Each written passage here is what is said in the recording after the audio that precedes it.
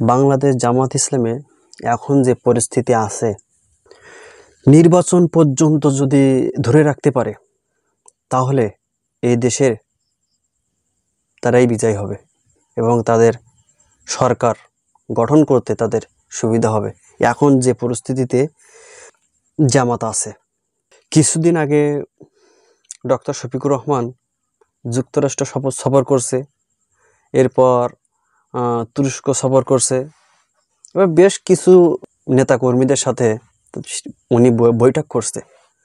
ওনার বৈঠক ঘিরে দেশে ফিরছে, বৈঠক শেষ করে দেশে ফিরছে। নির্বাচনের আগে যে এই রকম সফর করছে, এটা মানুষ কিন্তু দেখছে, জনগণ দেখছে যে এ দেশ এখন কাদের কাছে নিরাপদ, এ দেশকে কারা বেশি ভালোবাসে, এই দেশের জন্য কারা জীবন দিয়েছে। এখনো মানুষ একাত্তর নিয়ে ব্যস্ত, কিন্তু ৭১ কিছু না। ৭১ এদেশের মানুষের মগজ ধোলাই করা। ৭১ মানে মানুষের মগজ ধোলাই করা, মানুষের মগজকে ধোলাই করতে চায়। তার জন্য লোক আছে, অবশ্যই তার জন্য লোক আছে। পার্শ্ববর্তী দেশ আছে ভারত, ওখান থেকে এদেশে হেলো করে, উস্কানি দেয়, উস্কানিমূলক কিছু কথা বলবে। তোমরা ৭১কে ভুলো না, জামাতকে তোমরা ৭১-এর বিরোধিতা মনে করো, জামাতকে তোমরা রাজাকার বলো, কিন্তু বিএনপি এখন জামাতকে আর রাজাকার বলে গালি দেয় না। বিএনপি জেনে গেছে যে এদেশের মানুষ, এদেশের জনগণ জামাতকে যদি রাজাকার বলে গালি দেওয়া হয় তাহলে বোকামি ছাড়া আর কিছু হবে না। এই জন্য বিএনপি আর জামাতকে সেইভাবে আর রাজাকার বলে গালি দেয় না। তারা বুঝে গেছে যে জামাত দেশপ্রেমিক। যদি এদেশের 90% মানুষ যদি দেশকে ভালোবাসে, তার ভিতরে জামাতের লোক 50%, ধরে রাখেন 50%। আদার সাইড বিভিন্ন লোক থাকে, সেক্ষেত্রে তাদের বিষয়ে ভিন্ন কথা। কিন্তু নির্বাচনের আগে যে ডক্টর শফিকুর রহমান বিদেশ সফর করলেন, মানুষকে সেভাবে বোঝানো যাবে না। যারা বোঝাতে আসবে যে জামাত যুদ্ধ অপরাধী, তাদেরকে জনগণ ধলাই দিবে। এই জুলাইয়ের চেতনা, যারা ৭১কে জাগ্রত করতে চায়, তারা কিভাবে এই আগস্টের 5 তারিখকে অস্বীকার করতে চায়, এই জুলাইকে অস্বীকার করতে চায়, কিভাবে তারা আবার দেশের বৃহত্তর দল হিসাবে পরিচিত।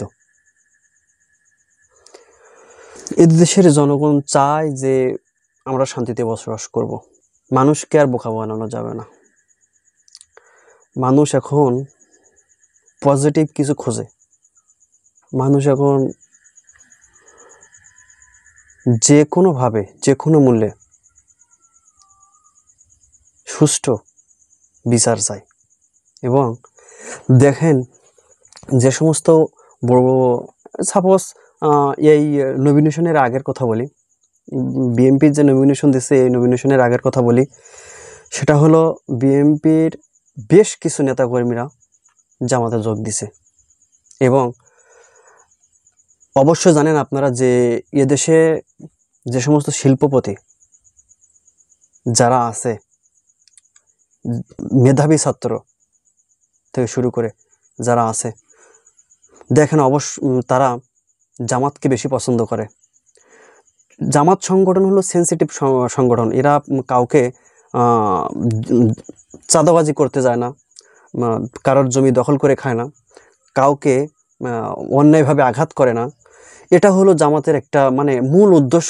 এদেশ গড়ার ক্ষেত্রে একমাত্র জামাতেই গড়তে পারবে, এবং জামাতে এ দেশকে সুন্দর এবং সার্বভৌমত্ব এ দেশকে রক্ষা করতে পারবে একমাত্র জামাতই। তার বিকল্প কোনো দল নেই।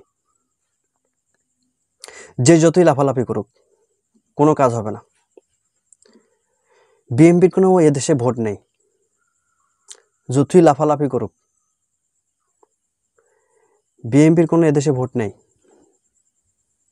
এদেশের মানুষ এখন চাঁদাবাজিকে দেখতে চায় না, এদেশের মানুষ এখন জুলুমকারীকে দেখতে চায় না, এদেশের মানুষ এখন কোনোভাবে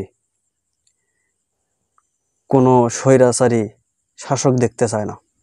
বিএনপি নেতাকর্মীরাই বিএনপি দলের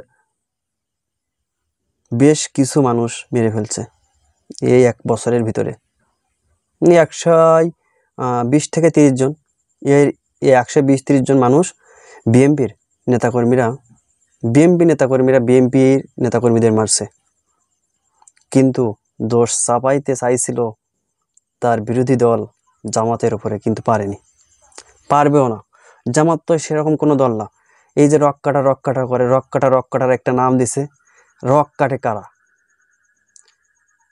যে বলে যে বিএনপি জামাত রক কাটে, যে বলে যে জামাতে শিবির রক কাটে, তারা কি রক কাটছে? সে কি প্রমাণ দিতে পারবে? কখনো প্রমাণ দিতে পারবে না। কিন্তু ইসলামী সংগঠনকে দমাতে হলে তাকে মিথ্যা আরোপ করতে হবে, তার উপরে মিথ্যা আরোপ করতে হবে। ইসলাম বিজয় করতে হলে অনেক সাধনা করতে হবে, সেটা জামাত করছে।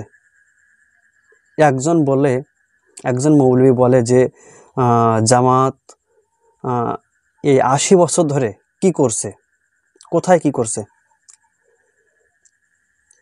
সে তো চোখ কানা, সে চোখে একটা সানগ্লাস পরে থাকে, জনগণের সামনে তো ওয়াজি করে না, এবং সে একটা পীর, সে একজন পীর, তার কিছু মুরিদ আছে, তাদের সামনে কিছু রং বক্তব্য দিবে, তাই নিয়ে ভাইরাল হবে।